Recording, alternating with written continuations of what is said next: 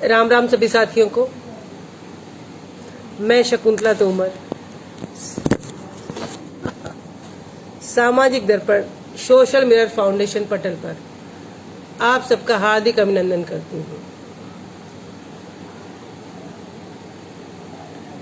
आप सब यहाँ उपस्थित हों और उपस्थित हैं, इस हेतु कोटि कोटि आभारी हूँ। लंबे समय बाद एक ज्वलंत मुद्दे के साथ आप सबके बीच आने का मन किया।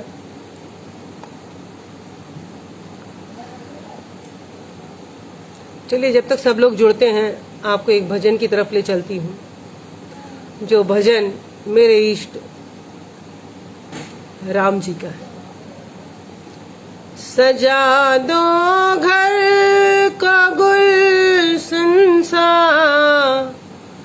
मेरे सरकार आए हैं। सजा दो घर का गुलशन सा, मेरे सरकार आए हैं। लगे कुटिया भी दुल्हन सी, मेरे सरकार आए हैं। सजा दो घर को गुलशन सा, मेरे सरकार आए हैं। लगे कुटिया भी दुल्हन सी, मेरे सरकार आए हैं। बहुत लंबे समय बाद मैं लाइव आई हूँ, लेकिन आज एक ज्वलंत मुद्दे के साथ आई हूँ। आप सबको विदित है कि आदि पुरुष नामक फिल्म बॉलीवुड में रिलीज हुई है। मैं उसी संबंध में आपसे रूबरू होने आई हूँ। उससे पहले भजन की चंद लाइनें आप तक प्रेषित हैं। चूंकि कमेंट नहीं दिख रहे, तो मैं नहीं समझ पा रही कौन कौन जुड़ा है। हालांकि कम ही लोग जुड़ेंगे, क्योंकि मैं लाइव ज्यादातर बहुत लंबे समय के बाद आई हूँ। फिर भी आप सबसे निवेदन है कि कृपया मेरी मुहिम में आप सहयोग दें। पखारो इनके चरणों को, बहाकर प्रेम की गंगा। पखारो इनके चरणों को, बहाकर प्रेम की गंगा। बिछा दो अपनी पलकों को, मेरे सरकार आए हैं। बिछा दो अपनी पलकों को, मेरे सरकार आए हैं। सजा दो घर को गुलशन सा, मेरे सरकार आए हैं। सजा दो घर को गुलशन सा, मेरे सरकार आए हैं। जब प्रभु श्री राम आपकी कुटिया में पधारते हैं, तो आपकी भाव भंगिमाएं क्या होती हैं, ये देखिए। उमड़ आई मेरी आँखें देख कर प्रभु श्री राम जी को। उमड़ आई मेरी आँखें देख कर मेरे श्री राम जी को। हुई रोशन मेरी गलियां, प्रभु श्री राम आए हैं। हुई रोशन मेरी गलियां, प्रभु श्री राम आए हैं। सजा दो घर को गुलशन सा, प्रभु श्री राम आए हैं। देखिए, जब प्रभु श्री राम आपकी कुटिया में आते हैं, आपके पास आते हैं, तो मन क्या कहता है? तुम आकर फिर नहीं जाना मेरी इस सोनी दुनिया से, तुम आकर फिर नहीं जाना मेरी इस सोनी दुनिया से। कहूँ हरदम, कहूँ हरदम, कहूँ हरदम यही तुमसे, प्रभु श्री राम आए हैं। कहूँ हरदम यही सबसे, प्रभु श्री राम आए हैं। सजा दो घर को गुलशन सा, प्रभु श्री राम आए हैं। सजा दो घर को गुलशन सा, मेरे श्री राम आए हैं। लगे कुटिया भी दुल्हन सी, लगे कुटिया भी दुल्हन सी, मेरे सरकार आए हैं। लगे कुटिया भी दुल्हन सी, मेरे सरकार आए हैं। सजा दो घर को गुलशन सा, मेरे सरकार आए हैं। जब हमारे इष्ट देव हमारे पास आ जाते हैं तो क्या लगता है? उमड़ आई मेरी आंखें देख कर अपने राघव को, उमड़ आई मेरी आंखें देख कर अपने राघव को। हुई रोशन, हुई रोशन मेरी गलियां, प्रभु श्री राम आए हैं। हुई रोशन मेरी गलियां, प्रभु श्री राम आए हैं। सजा दो घर को गुलशन सा, प्रभु श्री राम आए हैं। तो प्रभु श्री राम आ चुके हैं और आज मैं आप सबके समक्ष जो रूबरू हुई हूँ वो एक ज्वलंत मुद्दे को लेकर रूबरू हुई हूँ। हो सकता है कि आप सब उतना इंटरेस्ट इसमें नहीं रखते हो। देखिए, हमारे किसी भी राष्ट्र का जो भविष्य होता है वो यूथ होता है। ऐसा कहते हैं कि युवा हर राष्ट्र का भविष्य होता है। युवा क्या पढ़ता है, क्या देखता है, क्या सुनता है और उसकी विचारधारा क्या है, वही देश का भविष्य का निर्धारण करती है। तो आज हमारा युवा किधर है और क्या देख रहा है, इस पर विचार होना बहुत आवश्यक है। एक बॉलीवुड हमेशा से ऐसी फिल्में लाया है जो विवादों में रही हैं। उसकी एक आदत सी बन गई है विवादों में रहना, क्योंकि विवादित जो मुद्दा होता है वो टीआरपी में टॉप में रहता है, इसलिए उसे विवादित काम करने में बहुत मजा आता है। ऐसी ही एक विवादित फिल्म आई थी Kerala story, the Kashmir file. और अगर हम वर्तमान में 2-3 दिन पहले की बात करें तो आदि पुरुष नामक फिल्म बॉलीवुड में आई है। आदि पुरुष फिल्म जो साथी देखकर आए हैं, सभी का कहना है कि आदि पुरुष एक अत्यंत खराब फिल्म है। फिल्म ने विषय और भावनाओं के साथ खिलवाड़ किया है। कौन सी भावना है? धार्मिक भावनाओं के साथ। फिल्म में भक्ति, मर्यादा और गंभीरता का अभाव है, ओछापन है। बड़े पर्दे पर इसे दिखाना एकदम बंद करना चाहिए। नई पीढ़ी के लिए ये अत्यंत चिंतनीय विषय है। क्यों? क्योंकि इसमें वो सारी चीजें,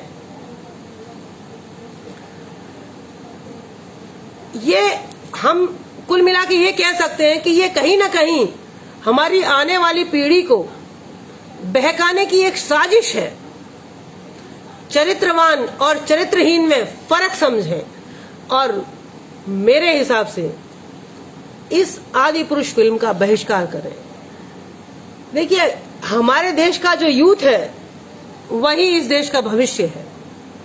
हालांकि बुजुर्गवार भी इसमें अहम भूमिका रखते हैं और प्रौढ़ावस्था के जो शख्स हैं वो भी इसमें महती भूमिका रखते हैं। अगर कोई बात गलत है तो इसका विरोध अति आवश्यक है। क्यों? क्योंकि जब तक किसी चीज का विरोध नहीं होगा, कोई गलत बात है तो उसका विरोध और उसका बहिष्कार, या कहें कि उस बात के विरोध में सबका खड़ा होना आवश्यक है। समाज ही विचार और व्यक्तित्व में परिवर्तन लाता है। हमारी सांस्कृतिक जो धरोहर है वो बुजुर्गों और प्रौढ़ावस्था के लोगों के द्वारा ही सहेजी गई है। आदि पुरुष देखने गया हर शख्स क्या कहता है सुनिए।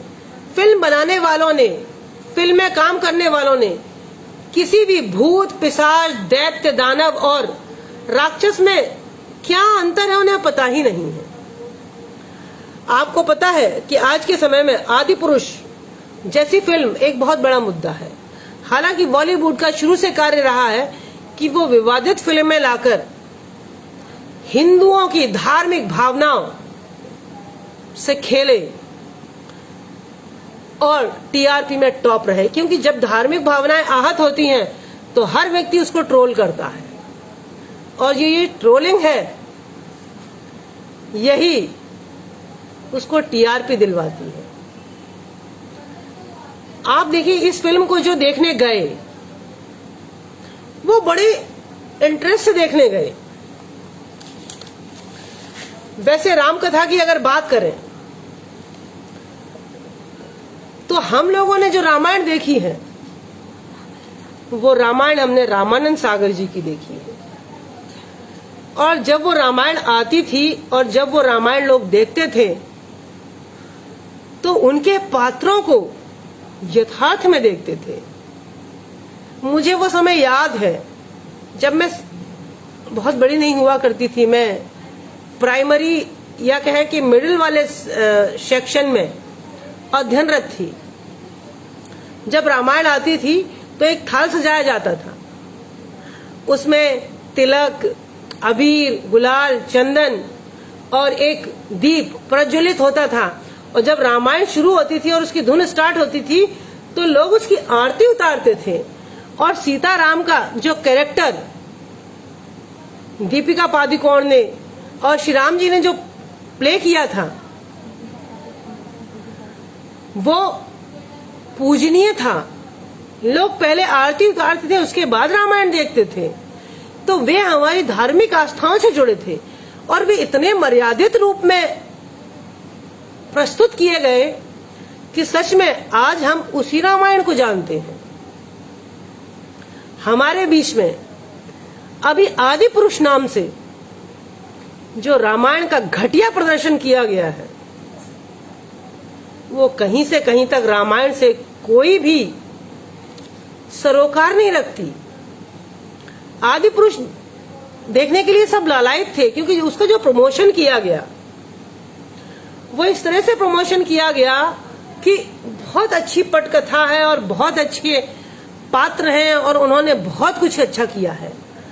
आदि पुरुष देखने वाला हर व्यक्ति जो रामायण जब देखने गया और उसने टिकट खरीदा और उसने अपने पैसे इन्वेस्ट किए, और जब वो अंदर से बाहर निकल कर आया तो वो कुछ एक्सप्रेस ही नहीं कर पाया। कई बार वो कह रहा था कि बहुत अच्छी है, इसे अब आगे नहीं दिखाया जाए। कई लोगों ने ये कहा कि बस इसका पहला शो जो हुआ वही बहुत है, अब न दिखाया जाए। रावण को एक चपरी के रूप में प्रस्तुत किया गया। 2017-18 के बाद पॉपुलर हुए चपरी स्टाइल में बाल और दाढ़ी रखते हुए रावण को दिखाया गया। मेघनाथ को यूरोपियन विकिंग्स के जैसे लुक दिखाया गया। बजरंगबली जी को तो ऐसा लुक दिया गया कि जैसे सऊदी अरब से आया कोई मुस्लिम हो। राजा राम जी का जो किरदार निभाने वाले प्रभास, मर्यादा पुरुषोत्तम राम, एक क्षण के लिए भी ऐसा नहीं लगे कि वे राम हैं। उन्हें एक भीम बल्लभ अवतार रूप में दिखाया गया। भीम ने एक विराट नगरी में अज्ञातवास में एक समय बिताया, रसोइये के रूप में। इस प्रचलित रावण, मतलब इसमें जो रावण, राम, श्री राम जी और रामायण के जो विभिन्न पात्रों को दिखाया गया, वो ऐसा दिखाया गया कि नॉट एक्सेप्टेबल। किसी ने उनको एक्सेप्ट ही नहीं किया। राम लक्ष्मण तीर धनुष को रखने के लिए लेदर यानी चमड़े से बने वस्तुओं का प्रयोग कर रहे हैं, जबकि चमड़ा वर्जित है। मैं आप सब लोगों से क्षमा चाहूंगी कि मैं आप सब लोगों के नाम बीच में नहीं बोल पाऊंगी, पर आप लोगों के समर्थन हेतु कोटि कोटि आभारी हूं। रावण और विभीषण के बीच जो बातचीत होती है उसका तो क्या कहूं कि डिसेक्शन ही कर दिया। कि विभीषण राम जी से, रावण से कहता है, भैया आप अपने काल की कालीन बिछा रहे हैं, खुद के लिए थोड़ा सोचिए। रामायण काल में जो कालीन शब्द का इस्तेमाल का प्रयोग हो रहा है, इज इट ओके?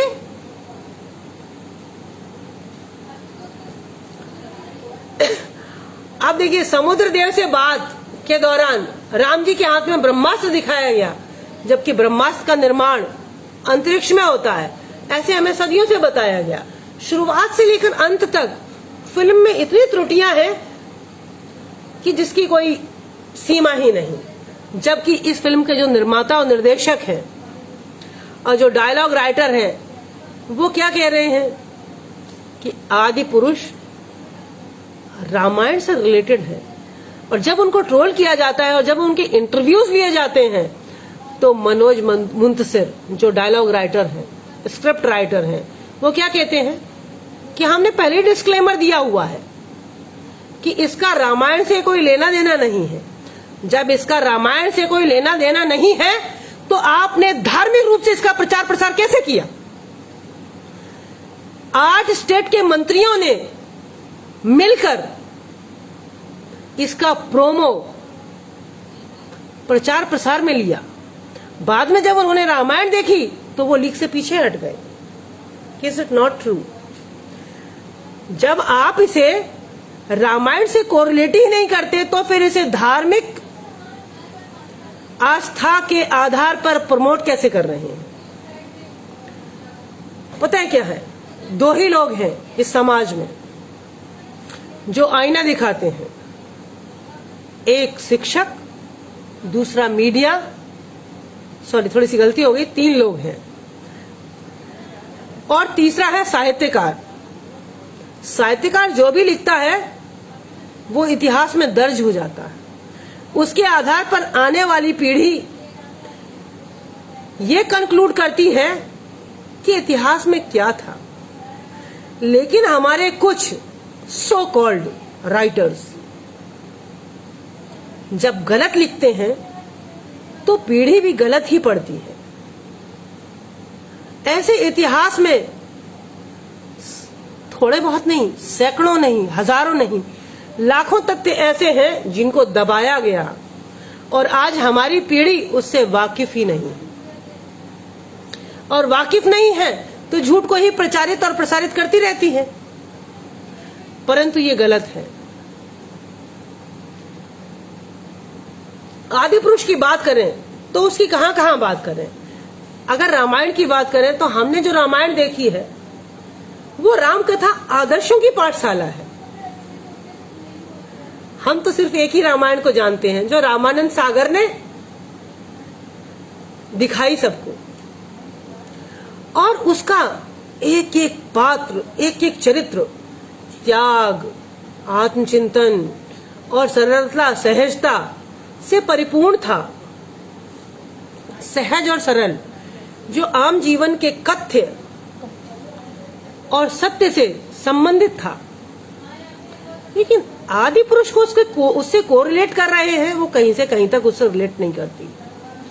आपको पता है आदि पुरुष कई जगह पर हाउसफुल चल रही है क्योंकि राम के नाम पर फिल्म बनी है। तो जैसे ही राम आ जाती है तो राम हमारे समाज में, हमारे भारत भूमि का हृदय है, हृदय। तो लोग क्या अपने हृदय समरूपी कैरेक्टर को देखने नहीं जाएंगे? इस फिल्म का प्रचार प्रसार राम और धार्मिक रूप में किया गया तो लोग उसे देखने जाना चाहते हैं, और लोग गए हैं। जब उन्होंने देखा तो उनकी धार्मिक और पर्सनल, नैतिक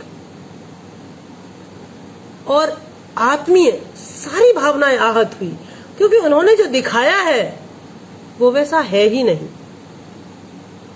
जो लोग इस फिल्म को देखकर आए हैं उन्हें बाद में पता चला कि निर्माताओं ने हिंदू धर्म और ऑडियंस का बहुत बुरी तरह से दुरुपयोग किया है, एक तरह से उनको काटा है, उनका मजाक उड़ाया है। लोग फिल्म देखने के बाद गाली बक रहे हैं।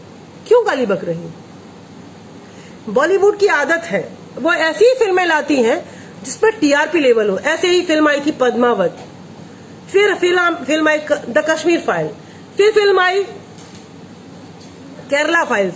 उनको मैं फिर भी जस्टिफाई कर सकती हूँ, लेकिन रामायण के साथ मजाक, राम जी के कैरेक्टर के साथ मजाक, जो कि पूरे भारतवर्ष की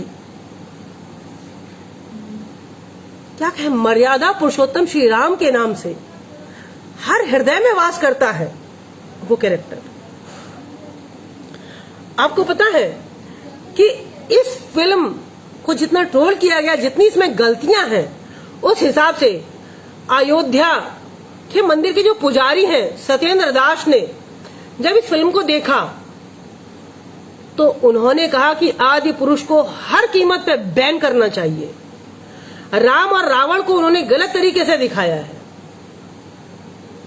हिंदू सेना ने दिल्ली हाईकोर्ट में एक पीआईएल दाखिल की कि आदि पुरुष का पब्लिक एग्जीबिशन ही हटा दिया जाए, उसे पब्लिक में दिखाया ही नहीं जाए, क्योंकि आम व्यक्ति की धार्मिक भावनाओं को बुरी तरह से इस फिल्म ने आहत किया है। मैं आज तक इस तरह के मुद्दे पर आप लोगों से बात करने कभी नहीं आई, लेकिन मुझे लगा कि जो मेरे इष्ट के लिए गलत है हम सबको उसके खिलाफ उठना चाहिए। क्योंकि अगर बॉलीवुड इसी तरह से फिल्में बनाते हुए हिंदू धर्म का मजाक उड़ाता रहेगा तो हम कब तक उसको बर्दाश्त करेंगे। एक बार ये बॉलीवुड कभी किसी दूसरे धर्म पर ऐसी फिल्में बना के दिखाए और फिर वो जिंदा रह पाए, तब उस बात को ओके किया जाए।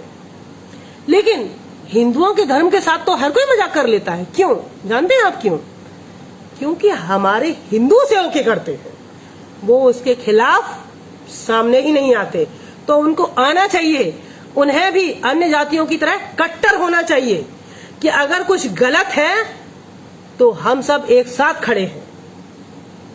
फिल्म में लोग इतने आहत हो चुके हैं कि आईटी सेल वाले समझ ही नहीं पा रहे कि उन्हें किनके खिलाफ केस दर्ज करना है और किनको सपोर्ट करना है। सबसे ज्यादा दिक्कत तो लोगों को आदि पुरुष के डायलॉग से है।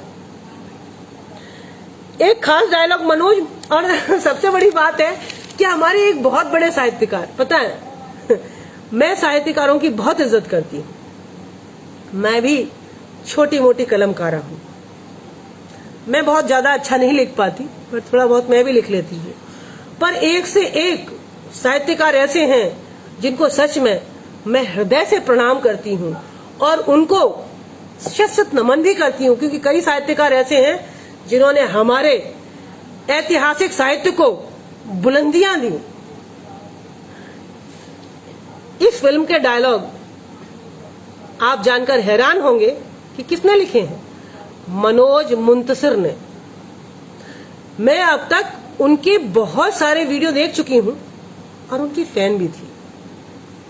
मैंने उनकी महाराणा प्रताप, रानी लक्ष्मीबाई, ऐसी बहुत सी कविताएं सुनी जिनसे आई एम हाईली इम्प्रेस्ड। लेकिन जब मुझे पता चला कि इस फिल्म के डायलॉग उन्होंने लिखे हैं तो really I am shocked and shameful. इस फिल्म को पूरी तरह से उस व्यक्ति ने डुबो दिया।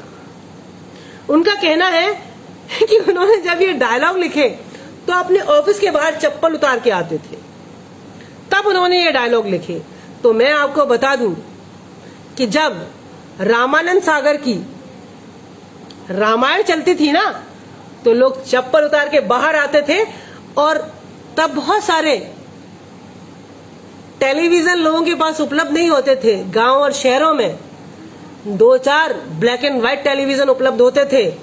लोग जब वहां इस रामायण को देखने जाते थे ना, तो ऐसे प्रणाम करते थे, आरती उतारते थे और राम और सीता के किरदार को यथार्थ में जीते थे। और चप्पलें तो छोड़िए, वे झूठे मुंह भी इस फिल्म को नहीं देखते थे, इस सीरियल को नहीं देखते थे। और आप बात करते हैं कि आपने चप्पल उतार के लिखी। और मुंतशिर साहब का क्या कहना है कि उन्होंने ये सब अपनी दादी से सुना। मतलब ये जो घटिया टाइप की लैंग्वेज है, दादी को क्यों बदनाम कर रहे हैं। हनुमान जी को क्या दिखाया? लाइक अ एंग्री मैन। आपको पता है ओम राउत की खोज चल रही थी, स्टोरी टेलिंग और कास्टिंग 3 घंटे में उन्होंने चौपट कर दी। रावण की मौत कैसे हुई उसका अता पता ही नहीं है। आप देखिए, हनुमान जी को चमड़े की ड्रेस पहना दी, जबकि जब हम हनुमान जी के मंदिर में या किसी देवी मंदिर में या किसी भी मंदिर में जाते हैं तो चमड़े की चीजों को बाहर ही जमा करके जाते हैं। They are not allowed in the temple. आप देखिए, हनुमान जी की दाढ़ी और मूछ दिखाई, मुंह में पान मसाला, लेदर ड्रेस, धर्म के नाम पर उनकी एक सीट बुक भी कर दी। कहां? सिनेमा हॉल में, ताकि खुद को बहुत महान बता सके।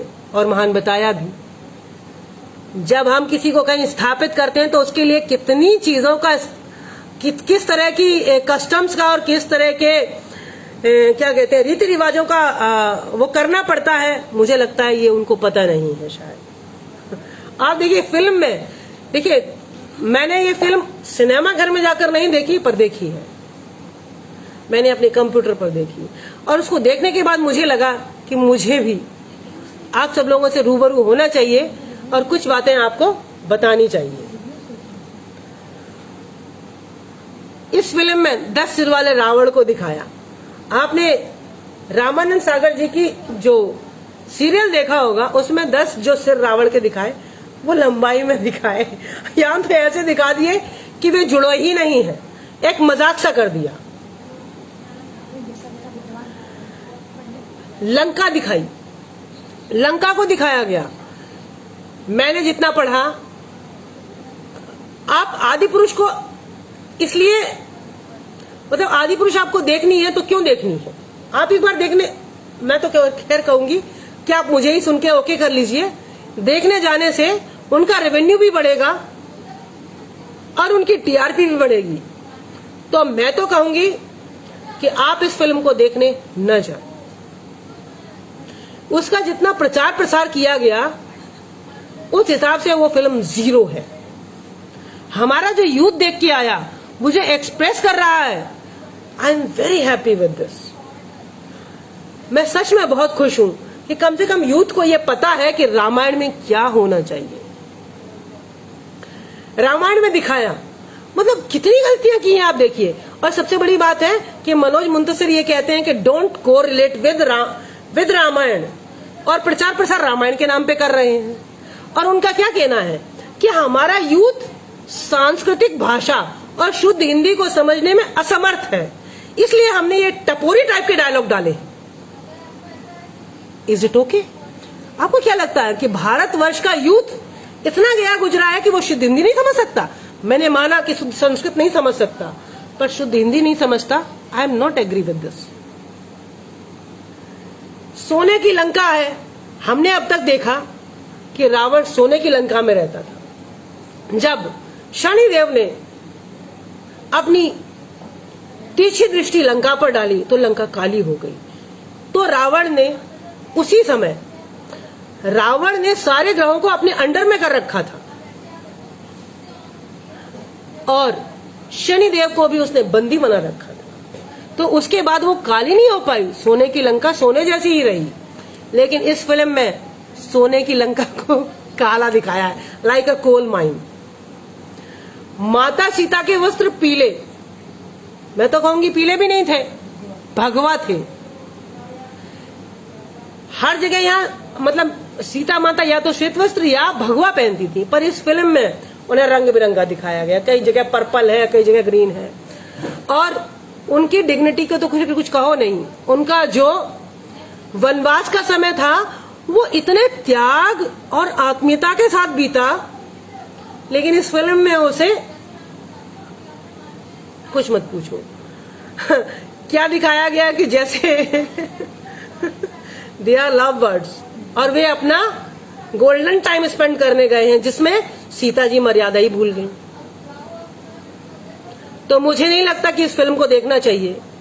माता सीता ने हनुमान जी को चूड़ामणि नहीं कड़ा दिया था इस फिल्म में, जबकि उन्होंने चूड़ामणि ही दिया था। रावण को पुष्पक विमान की जगह चमगादड़ पर दिखाया गया। रावण कब से चमगादड़ की सवारी करता था? हमने तो अब तक यही जाना कि वो पुष्पक विमान में सवार रहता था। शिव भक्त रावण रुद्राक्ष की माला को तोड़ देता है। How it can be possible? वो शिव जी का सबसे बड़ा भक्त था और शिव चालीसा या शिव जी की जितनी आराधना रावण ने की, उससे बढ़कर तो कोई उनका भक्त ही नहीं हुआ। उनका स्रोत आज भी गाया जाता है। और देखिए इसमें रावण को अजगर की सैया पर दिखाया गया, मतलब they are taking snake bath, anaconda के साथ वो बात ले रहे हैं।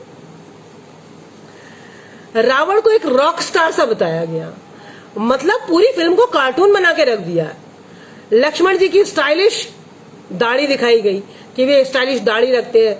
रावण को दिखाया गया कि they are having cool hair style. और प्रणाम को, भाई हमने जो आज तक रामायण देखी उसमें से हाथ जोड़कर और सिर झुकाकर अभिवादन करते थे, और ये तो दूर दंडवत प्रणाम करते थे। और यहाँ हनुमान जी को क्या दिखाया? उन सीने पे हाथ रख के प्रणाम कर रहे हैं। Is it okay? अब आप देखिए मेघनाथ के पूरे शरीर पर टैटू है। क्या उस समय टैटू का प्रचलन था? और अगर था तो फिर सबको टैटू बनवाने चाहिए थी, ओनली मेघनाथ क्यों? और हनुमान जी को तो इसमें इतना, मतलब हनुमान जी, अब शुद्ध हिंदी में अगर मैं बोलूं तो हनुमान जी और राम जी के कैरेक्टर की तो वाट लगा दी कि श्री राम जी दिखे ही नहीं। और हनुमान जी इसके मुख से तो ऐसे गंदे गंदे डायलॉग बुलवाए कि हमें सुनने में भी शर्म आती है। हनुमान जी के संवाद अभी मैं बताऊंगी आपको। कलयुग में रामायण में आपने देखा होगा कि बहुत जगह रामलीला डिस्प्ले होती है, बहुत जगह रामलीला की जाती है। उसमें छोटी मोटी गलतियां होती हैं, उनको क्या कहते हैं, जो ऐसे कहेंगे कि मतलब छोटे स्तर पर वो जो रामलीलाएं होती हैं, तो जो कम्युनिटी है वो अपने हिसाब से कई बार बहुत सारे कैरेक्टर को अपने हिसाब से हैंडल कर लेती है। फिर भी नैतिकता का इतना पतन नहीं होता जितना पतन आदि पुरुष में हुआ है। रामायण का जो मंचन किया जाता है उसकी भी एक डिग्निटी मेंटेन की जाती है। मैं तो ये कहूंगी कि इस बेहुदगी और वाहियात फिल्म को कभी देखने नहीं जाए, क्योंकि इससे उनका रेवेन्यू जनरेट होगा। हमारी जो श्रद्धा है वो श्री राम जी में वे मर्यादा पुरुषोत्तम दिखाए, इसमें तो मर्यादा शब्द को ही तार तार कर दिया। तो मैं ऐसे निर्माताओं को कहूंगी कि उनको श्रद्धांजलि दी जाए कि उन्होंने ऐसी फिल्म का निर्माण किया। और आप देखिए जो छोटे छोटे गांव में, कस्बों में और स्कूलों में जिस रामायण को मंचित किया जाता है वो इससे बेहतर रहती है। एक बात और कहना चाहूंगी कि बच्चों के लिए बहुत सारे प्रोड्यूसर्स ने कार्टून वाली रामायण बनाई, बहुत सारे हमारे धार्मिक पात्रों की कथा सुनाई, हनुमान जी, गणेश जी, शिव जी। वो भी पात्रों का जो चयन किया, उनके हाव भाव और उनकी कास्टिंग, उनका बैकग्राउंड, उसमें वो कम से कम पात्रों का चयन तो सही करते हैं। ये फिल्म जो 600 करोड़ रुपए में बनी, वे अपने पात्रों का चयन सही नहीं कर पाई।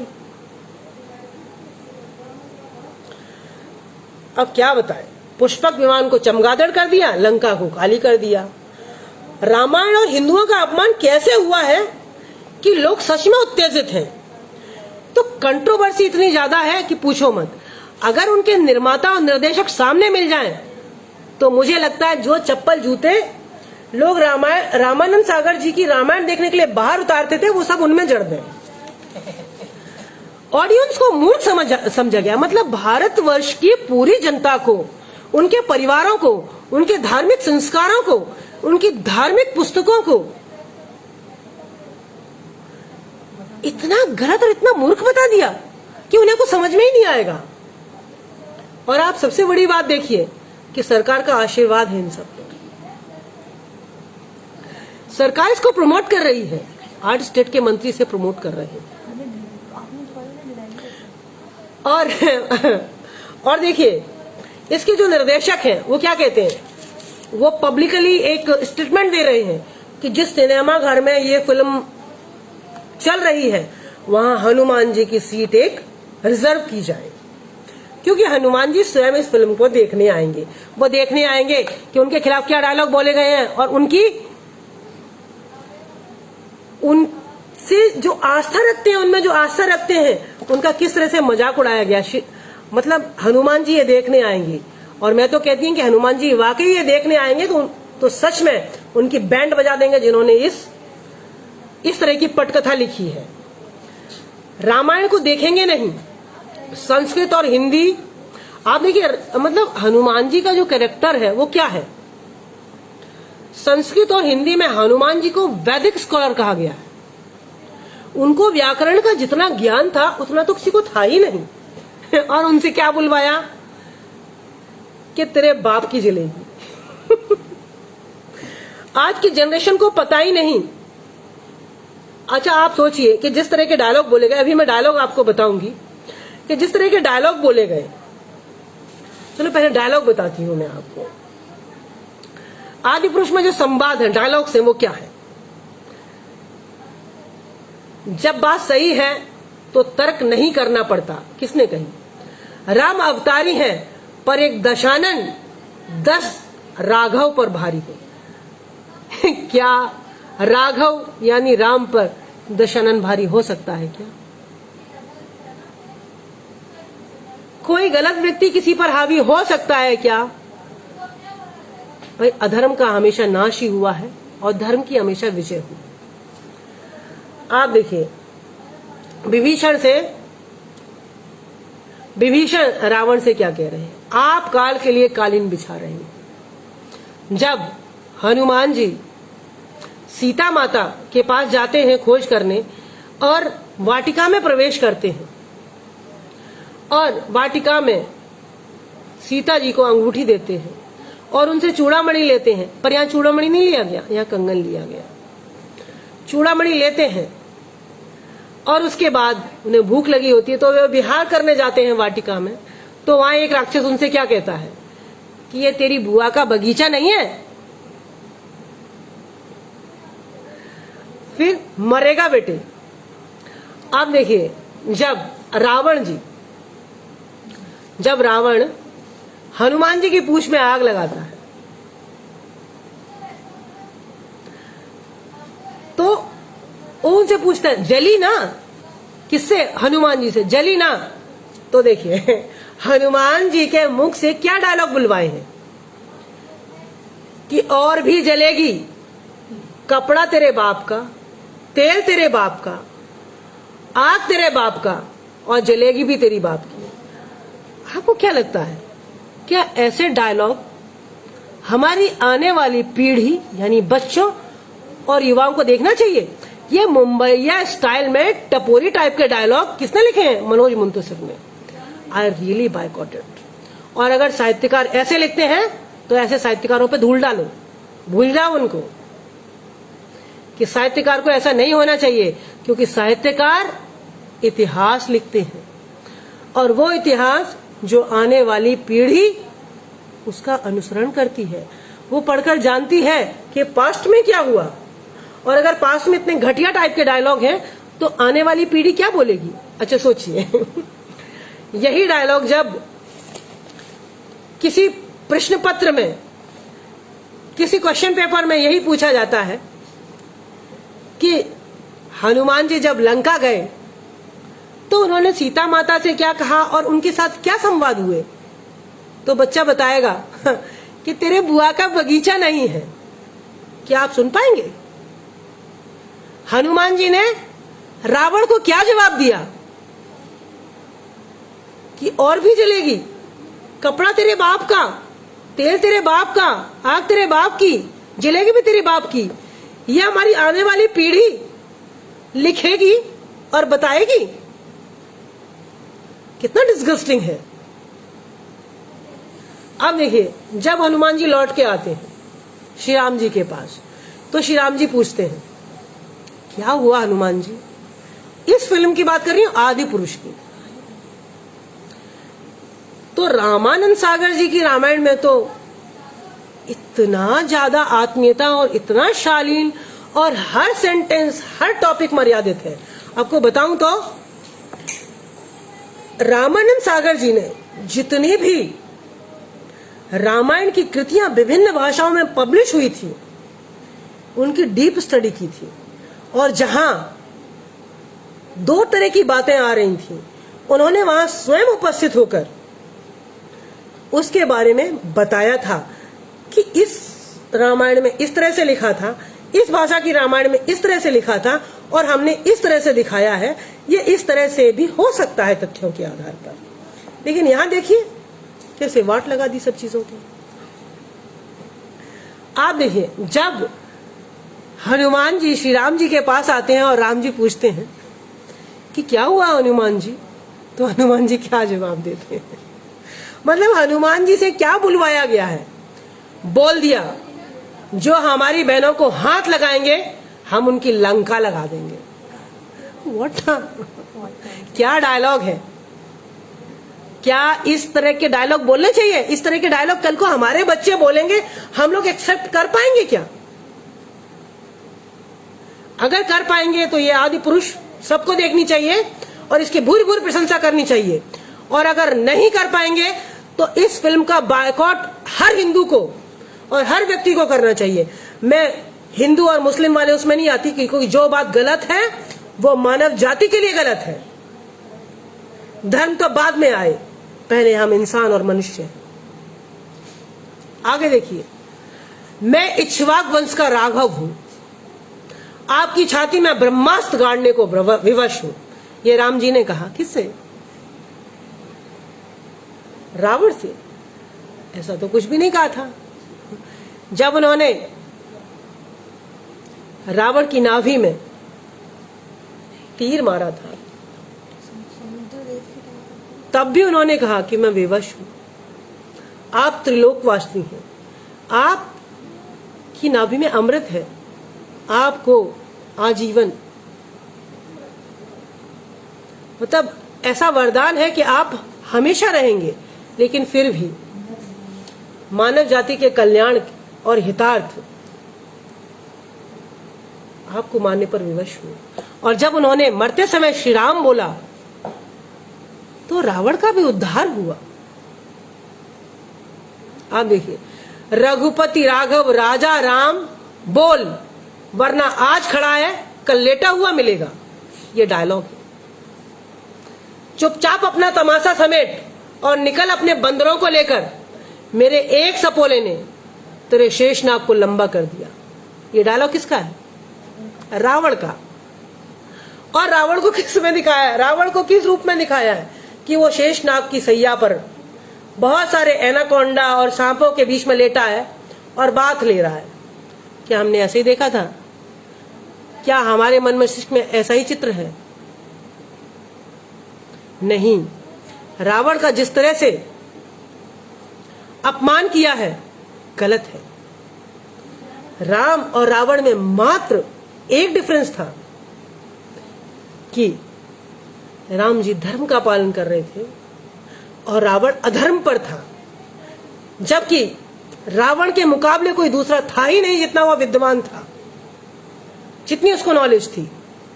लेकिन यहां तो पता नहीं क्या कर दिया। सत्य परेशान हो सकता है, पराजित नहीं। और यहां जानकी मां को, आपको पता है कि भारत से लेकर नेपाल तक इस फिल्म का खूब विरोध हुआ सोशल मीडिया पर। क्यों? क्योंकि इसमें एक डायलॉग था, गाड़ दो भगवा ध्वज भारत की बेटी। ये जानकी से, सीता जी से बुलवाया। बुलंद शाह ने सोशल मीडिया पर अपना संदेश जारी किया कि नहीं, जानकी सिर्फ भारत की बेटी नहीं है, नेपाल में उनका जन्म हुआ और श्री राम जी उन्हें नेपाल से ब्याह कर ले गए, तो वे सिर्फ भारत की बेटी नहीं है।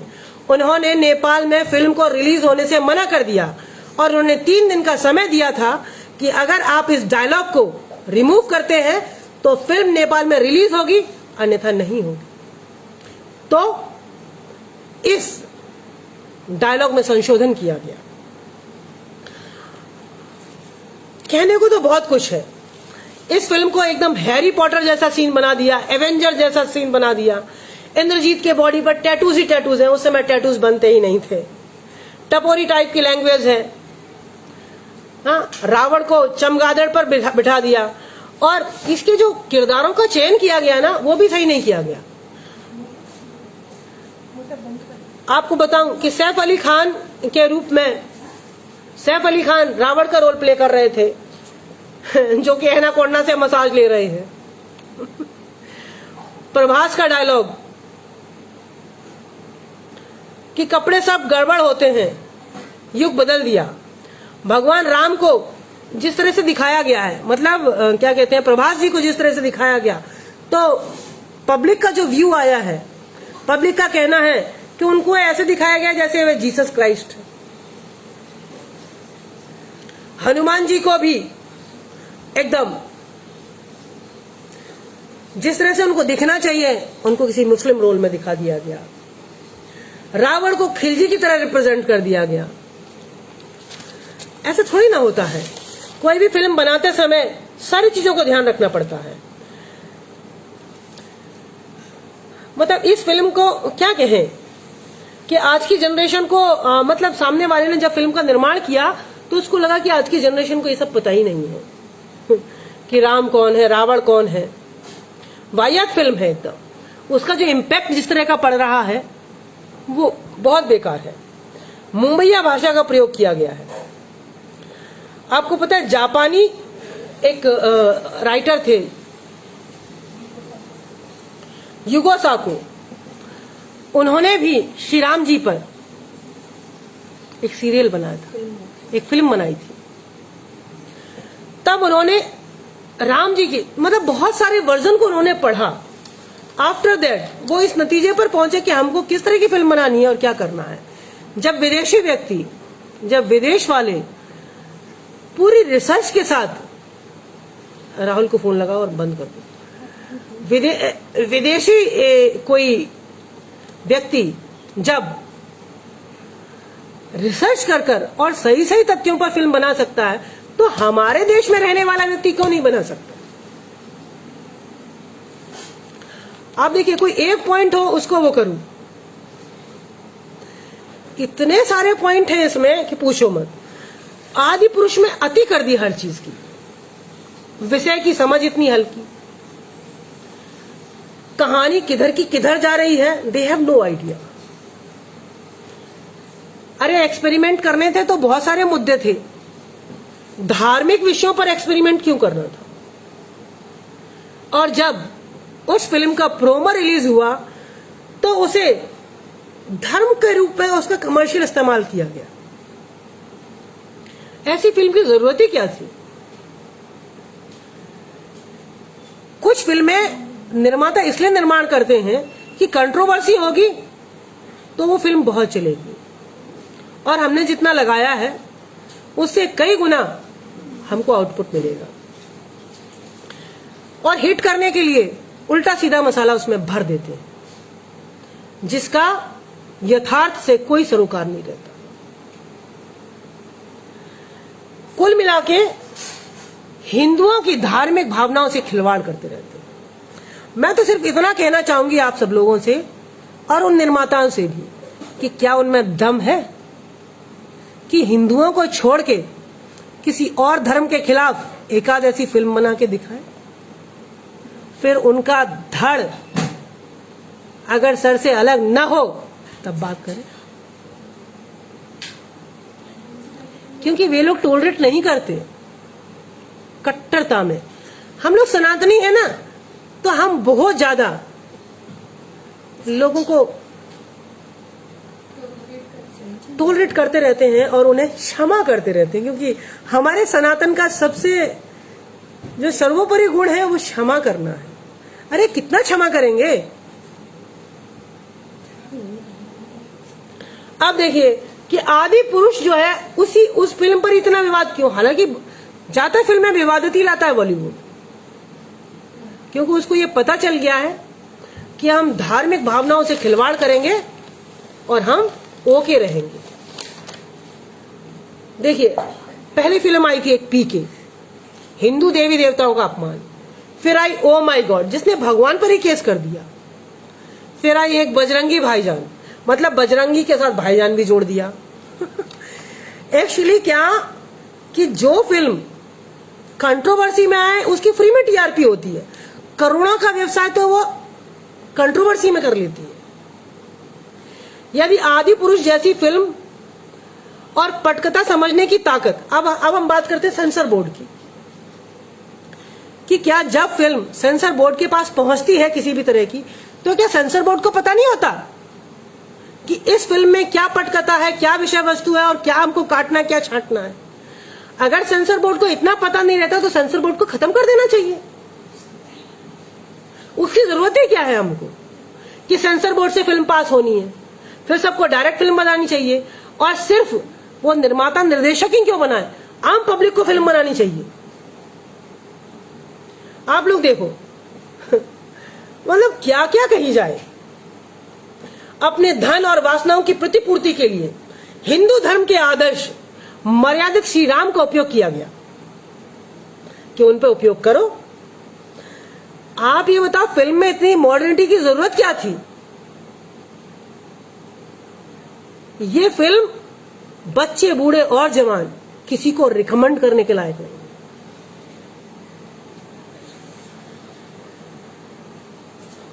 भारत से कहते हैं कि अब ये तो कृति सेनन को इसमें दिखाया गया सीता जी के रोल में, प्रभास जी को दिखाया श्री राम जी के रोल में, दोनों ही अपने रोल में फिट नहीं हो रहे। इन्होंने ये समझ के फिल्म बनाई थी कि एक एपिक पीरियोडिक स्टोरी रहेगी, लेकिन ऐसा नहीं हुआ। ये कोई साधारण कन्या नहीं, जनक धनुष निर्धारित करेगा कि सीता का वर कौन होगा। यहां जो मतलब हमारे जो पात्र आपस में बात कर रहे हैं उनके बीच में मर्यादा ही नहीं है। जब प्रभु श्री राम की कोई बात करता था तो मर्यादित शब्दों में करता था, सीधे राम थोड़ी ना बोलता था, राजा जनक को जनक थोड़ी ना बोलता था, हनुमान जी को सीधे हनुमान जी थोड़ी ना बोलता था, मर्यादित शब्दों का प्रयोग किया जाता था। आप अगर इस फिल्म को गलती से कभी देख लें, मैं तो कहूंगी कि देखने ना जाएं, आप YouTube पर इनके शॉर्ट प्रोमो देख सकते हैं। सारे बैकग्राउंड सीन्स जो है नॉनसेंस टाइप के हैं, कहानी और लुक टोटल डिफरेंट। एक्टर क्या कर रहा है, डायरेक्टर क्या कर रहा है, एक दूसरे को किसी से कोई लेना देना ही नहीं।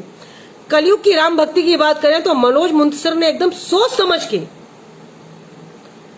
मनोज मुंतशिर का जब इंटरव्यू लिया गया तो उन्होंने पता क्या कहा, क्या हमने ये डायलॉग गलती से नहीं लिखे, हमने पूरे होश और हवास में सोच समझ कर लिखे ताकि आज के यूथ और बच्चों को ये डायलॉग समझ में आए। यानी ऐसा कह सकते हैं कि मनोज मुंतशिर ने सोची समझी चाल के तहत इस कंट्रोवर्सी को ओके किया ताकि उनकी फ्री में टीआरपी हो जाए। अगर डायरेक्टर ओम राउत की बात करें तो वे तो अपने आप को इतने महान दिखा रहे थे कि उन्होंने हर सिनेमा घर में एक सीट बुक कर दी हनुमान जी के लिए।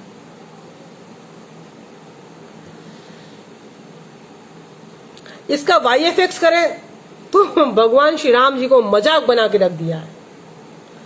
अब इसमें जब रावण की एंट्री दिखाते हैं तो रावण बेल्डिंग कर रहा होता है क्यों? रावण के पास दास दासियों की कमी पड़ गई जो बेल्डिंग कर रहा था। मैं तो ये कहूंगी कि एक बार को बुजुर्ग तो ये फिल्म देख लें, पर बच्चों को तो कदापि नहीं दिखाएं, अन्यथा वे इस तरह के डायलॉग्स जब बोलेंगे ना तो बुजुर्ग और प्रौढ़ इसको बर्दाश्त नहीं कर पाएंगे।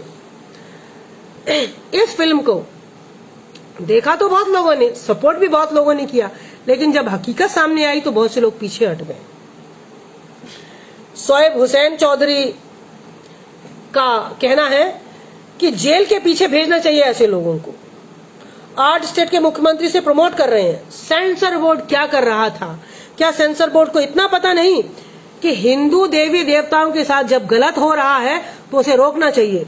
क्या हमारे प्रतिनिधि, चाहे वो बीजेपी के हों, चाहे वो कांग्रेस के हों, चाहे वे किसी भी दल के हों, क्या हमारे प्रतिनिधियों को नहीं दिखता कि भारत भूमि का आधार क्या है, हमारी संस्कृति का आधार क्या है?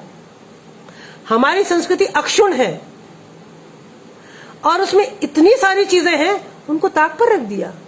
क्या हमारे प्रतिनिधियों को ये सब नहीं दिखता कि किस तरह की फिल्म बन रही है, किस तरह की विषय वस्तु उसमें डाली जा रही है? क्या वो उसको रोकने में अक्षम है? अगर अक्षम है तो वे प्रतिनिधि बने ही क्यों हैं?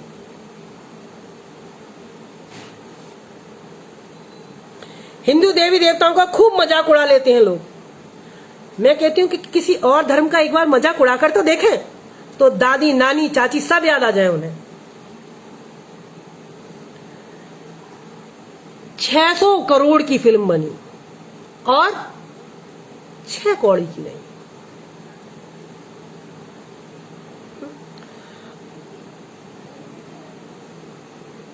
कैरेक्टर्स में अनावश्यक रूप से मूंछ, दाढ़ी, टैटू और जाने क्या क्या डाल दिया। डायलॉग एकदम संस्कृति के विरुद्ध। मतलब इस फिल्म की जितनी भी अवहेलना की जाए कम है। दिल्ली हाई कोर्ट में हिंदू सेना ने पीआईएल दर्ज की, एकदम सही किया। मुझे लगता है कि हर हिंदुस्तानी को, हर सनातनी को पीआईएल दर्ज करनी चाहिए, क्योंकि ये हमारी आस्थाओं का मजाक है। अगर आज हमने ये कदम नहीं उठाया तो आगे भी इसी तरह की फिल्में बनती रहेंगी और हमारी आस्थाओं का मजाक उड़ाया जाता रहेगा। क्यों? क्योंकि हम चुप रहने के आदी हैं। हम जब तक चुप रहेंगे ऐसा चलता रहेगा। भूपेश बघेल ने कहा कि बजरंग बली को एंग्री मैन की तरह प्रदर्शित किया गया है, जो कि गलत है। और मनोज मुंतशिर क्या कहते हैं कि इससे पहले तो वे रामायण को ही नहीं मानते थे और आज उनके अपोजिशन में खड़े हैं। अरे नहीं मानते थे तो नहीं मानते थे, जब मान रहे हैं तब तो गलत दिख रहा है ना उनको। 140 करोड़ देशवासी इस फिल्म को देख रहे हैं, इनके डायलॉग सुन रहे हैं और उनका खून खौल रहा है और वे इसका विरोध कर रहे हैं। जिन्होंने ये फिल्म नहीं देखी, जिनको ये सब नहीं पता, उनको जब पता चलेगा तो उनकी भी यही प्रतिक्रिया होगी। बीजेपी सांसद है रेणुका सिंह, केंद्रीय मंत्री हैं। उनका कहना था कि इस फिल्म को बैन किया जाए। बहुत सारे रिव्यू हैं, 2-4 दिनों में मैंने बहुत सारे रिव्यू देखे। बहुत सारे, और उनका कंक्लूजन सिर्फ ये निकल के आया है कि हम सबको इतिहास के साथ छेड़छाड़ नहीं करनी चाहिए। अगर आपको फिल्म बनानी ही थी तो कार्टून फिल्म बना लेते ढंग की। उसमें सीताराम जी के कैरेक्टर को लेने की क्या जरूरत थी? आदि पुरुष को रामायण से कोरिलेट करने की क्या जरूरत थी? आपने उसका प्रचार प्रसार तो रामायण के नाम पे किया, और जब उसे देखा गया तो उसमें कुछ भी वैसा नहीं दिखा।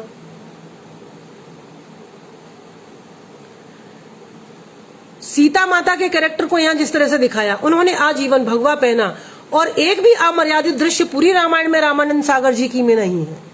और इसमें उन्हें ऐसे दिखाया गया कि वे वनवास में नहीं, हनीमून पे गए हो। अरे उन्होंने समाज के सामने मर्यादा का पायदान रखा।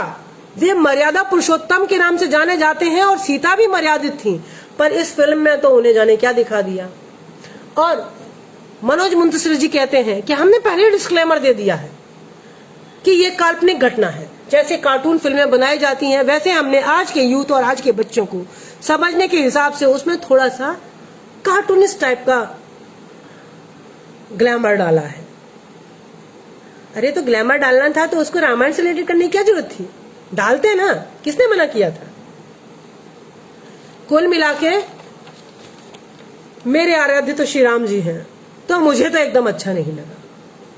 हो सकता है कि मेरे इस लाइव से बहुत सारे लोगों को दिक्कत भी हो, पर सत्य का तो समर्थन होना चाहिए। सही बात का अगर समर्थन नहीं होगा और गलत बात का विरोध नहीं होगा तो आने वाला समाज कितना घटिया निर्मित होगा, इसकी आप कल्पना करके ही सिहर जाएंगे। हमारे बच्चे आने वाले समय में न श्री राम जी को पहचानेंगे, न श्री कृष्ण जी को पहचानेंगे, और हमारे जो आराध्य हैं, हमारे जो देवी देवता हैं, उनका मजाक उड़ाया जाएगा, और वे सब देखते रहेंगे। और बाकी धर्म हो सकता है कि हम पर अनुशासन करें और हम अपने धर्म को ही नहीं बचा पाए। धर्म कोई ऐसी चीज नहीं है जिसे गले में ताबीज बना के धारण कर लिया जाए। धर्म का अर्थ है जिसे धारण करना पड़ता है। मन, वचन, कर्म और आचरण से जिसे धारण किया जाता है उसे धर्म कहते हैं। वो कोई ताबीज नहीं है कि गले में डाल लिया और आ गए आप में गुण। उसके लिए त्याग करना पड़ता है। रामायण जैसी पुस्तक में, रामायण जैसे धार्मिक ग्रंथ में जो लिखा है, उससे ऊपर तो आदर्श और मैनेजमेंट का कोई दूसरा ग्रंथ मुझे पता ही नहीं है। उसमें हर रिश्ते को जितनी सहजता और सरलता से और त्याग से निभाया गया है, उतना कहीं भी आपको देखने को नहीं मिलेगा। अगर रामायण से उनके जितने पात्र हैं उनसे किसी ने कोई सीख ले ली तो उसका जीवन एकदम टेंशन और विभिन्न विवादों से मुक्त हो जाएगा। उसे आत्मिक शांति मिलेगी, उसे लगेगा कि हाँ वो परिवार में है। अन्यथा एकल जीवन तो सब जी रहे हैं, और ये एकल जीवन की ही परिकल्पना है कि इस तरह के लोग इस तरह की फिल्में बना पा रहे हैं। मैंने बहुत सारे यूथ के इंटरव्यू देखे। कई लोग तो कहने से बच रहे थे, और कई लोग कह रहे थे कि इसका पहला शो चल गया, अब इसे बंद कर दिया जाए। कई लोग कह रहे थे कि ये लोग यूथ को क्या समझते हैं कि इनके हिसाब से मुड़ जाएंगे। अरे कार्टून फिल्मों में भी बहुत सारी चीजें सही हैं, और जो चीजें गलत दिखाई जाती हैं उनका विरोध हम सबको करना चाहिए। आप सोचिए, अगर हम सब नहीं करेंगे तो कौन करेगा? अगर गलत के खिलाफ हम सब खड़े नहीं होंगे तो कौन खड़ा होने आएगा? भाई हमारे पूर्वज तो चले गए ऊपर, अब हम ही तो हैं जो आने वाली पीढ़ी को भविष्य दिखाएंगे, आने वाली पीढ़ी को बताएंगे कि क्या सही क्या गलत, हमारे धर्म ग्रंथों में क्या लिखा है।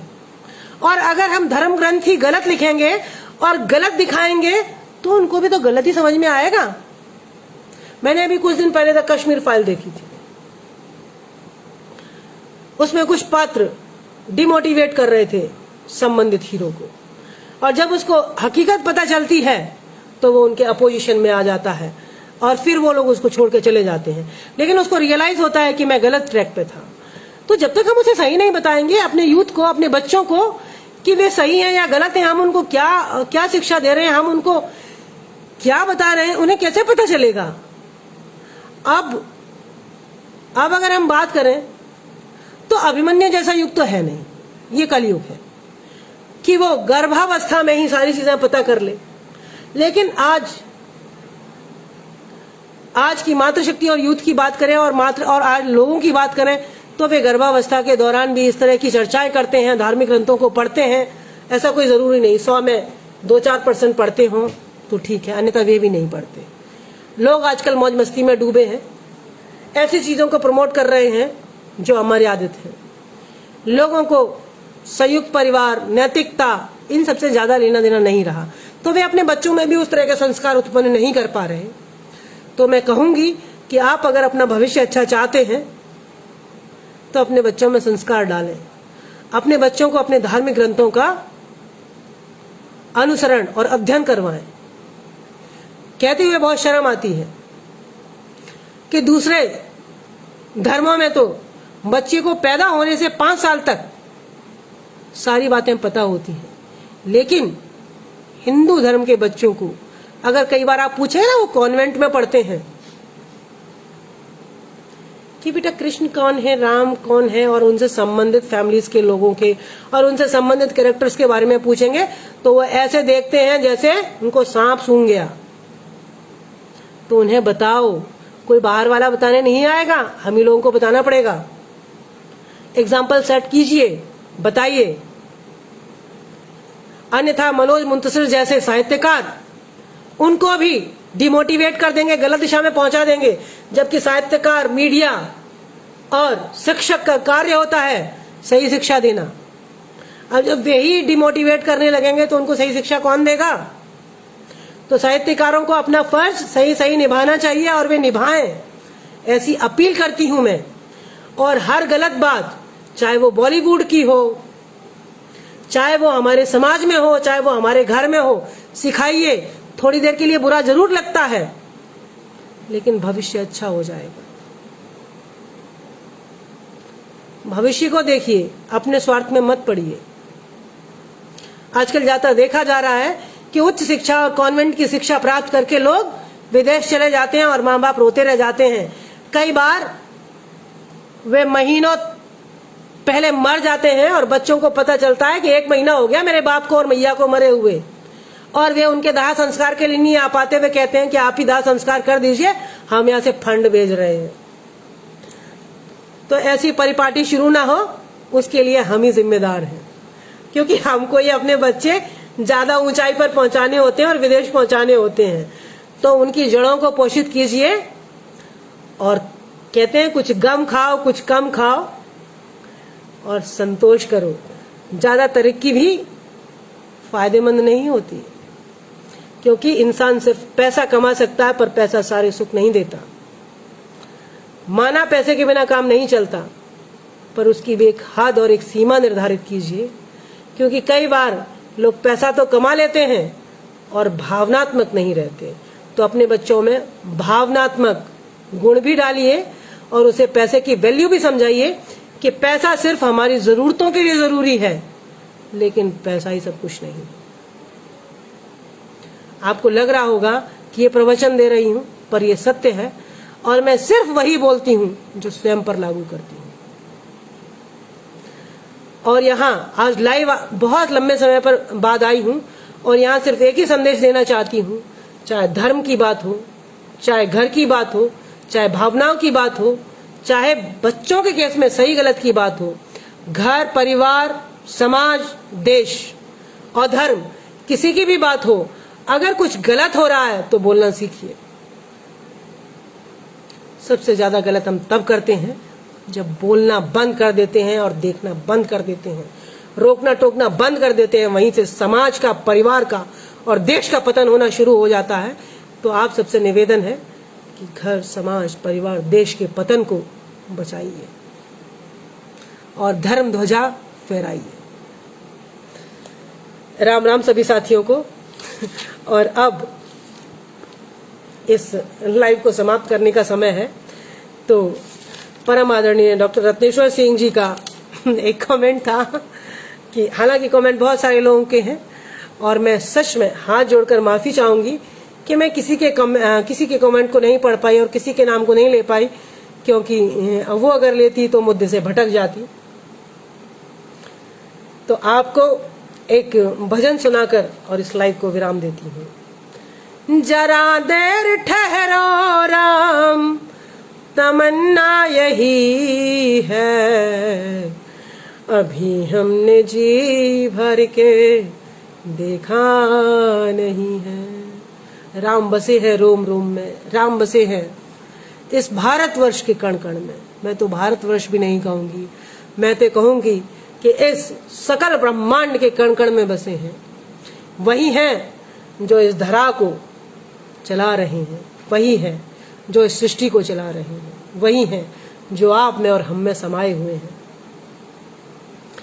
जरा देर ठहरो राम, तमन्ना यही है, अभी हमने जी भर के देखा नहीं है, अभी हमने जी भर के देखा नहीं है। मुझे लगता है इसके दूसरा भजन सुनाना चाहिए। लक्ष्मण सा भाई हो, कौशल्या माई हो, स्वामी तुम जैसा मेरा रघुराई हो। ये पारिवारिक भजन है। इसमें विभिन्न पात्र किस तरह से होने चाहिए उसकी कल्पना की गई है और वो यथार्थ कल्पना रामायण के आधार पर की गई है कि जैसे रामचरितमानस में विभिन्न पात्र जिस तरह से थे, वैसे ही हमारे परिवार और हमारे समाज में उसी तरह के सारे पात्र हों। लक्ष्मण सा भाई हो,